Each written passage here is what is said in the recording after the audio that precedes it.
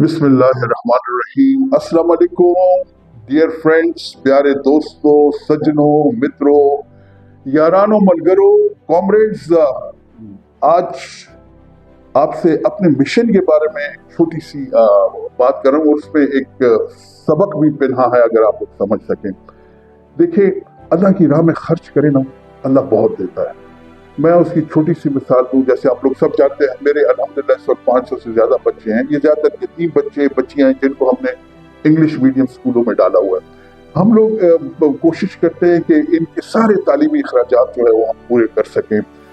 پہلے تو ہم سب بچیوں کو لیا کرتے تھے، لیکن اب یہ بڑے چوزی ہو گئے، کیونکہ اب دو چیزیں ہیں، دو ٹیسٹ جو کرائٹیریا پوائنٹس ہم نے بنائے ہوئے ہیں۔ ایک تو وہ بچہ یا بچی، وہ اس کی ذہنی صلاحیت ایسی ہو کہ وہ آگے پنپ سکے، ترقی کر سکے، اور دوسری چیز یہ ہے کہ وہ واقعی ڈیزرونگ ہو۔ اور یہ ہم امتحان لیتے ہیں، اگر اس بچے یا بچی کے گھر میں موٹر سائیکل ہے، سواری ہے، فریج ہے، کلر ٹی وی ہے، کیبل لگا ہوا ہے، تو پھر ہمارے زمرے پہ، ہمارے اس پہ وہ نہیں، ہمارے کرائٹیریا پورا نہیں اترتا۔ اور اس لیے ہم ایک چھوٹا سا بورڈ بنایا ہوا ہے، جو بچہ ہمارے پاس آتا ہے اس میں پاس کرتے ہیں۔ اچھا، ایک ہم لوگ جسے میں کہتے ہیں اسٹریٹجک ریزرو میں مینٹین کرتا ہوں پیسے کے، اگلے 2-3 ماہ جو ہے نا، یہ بچوں کے اخراجات چل سکے۔ جب پیسے زیادہ ہو جاتے ہیں تو بچے دینے شروع کر دیتے ہیں، اور جب کم ہو جاتے ہیں تو ہم ہاتھ روک دیتے ہیں کہ زیادہ نہ کریں، تاکہ یہ بچے بھی جو ہے نا متاثر نہ ہو سکیں۔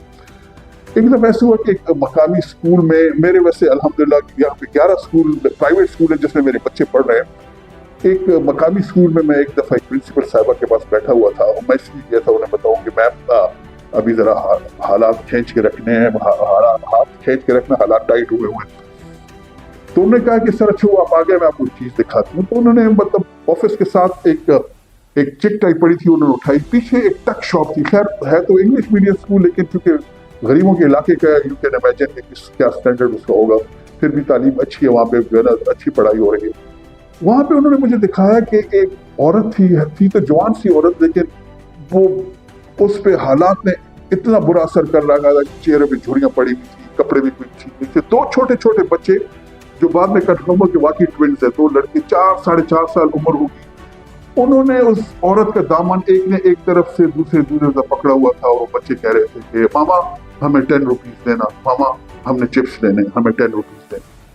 تو مجھے وہ میڈم نے بتایا، پرنسپل نے، کہ سر یہ بیوہ عورت ہے، اس کے ہسبینڈ کی ڈیتھ ہو گئی ہے، تو یہ یہاں پہ ماسی کا کام کرتی ہے، تو اس کے بچے یہاں پہ پڑھ رہے ہیں، اور بچوں کی یونیفارم بھی لگ رہا تھا بری حالت ہے، ان کے پھٹے ہوئے کپڑے، پھٹے ہوئے شوز جو ہے نا۔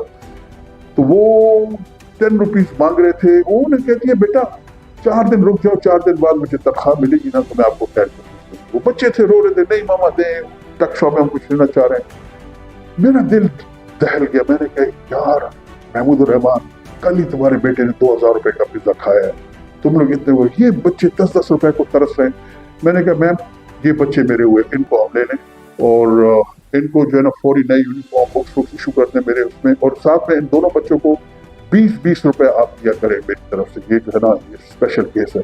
اس نے کہا سر ان کا ایک اور بھائی ہے، وہ ایک کلاس آگے ان سے 1 میں پڑھتا ہے۔ میں نے کہا وہ بھی میرا، کیونکہ وہ بھی میرا، اس کو بھی آپ میرے کھاتے میں لے لیں۔ تو کہتے سر آپ نے کرائٹیریا بنایا ہوا تھا وہ جو، میں نے کہا میں ویٹو کر سکتا ہوں نا، اس کو کر لیں۔ خیر وہ تو ڈروا دیا، اللہ کا کرنا کیا، وہ واپس آیا میں گھر پہ، تو میرا ایک دوست کینیڈا سے آیا ہوا تھا، پرانا دوست، تو آ کے وہ ٹپیکل اسٹائل پٹھانوں کے گلے میں لگا، محمودی یہ وہ کیا۔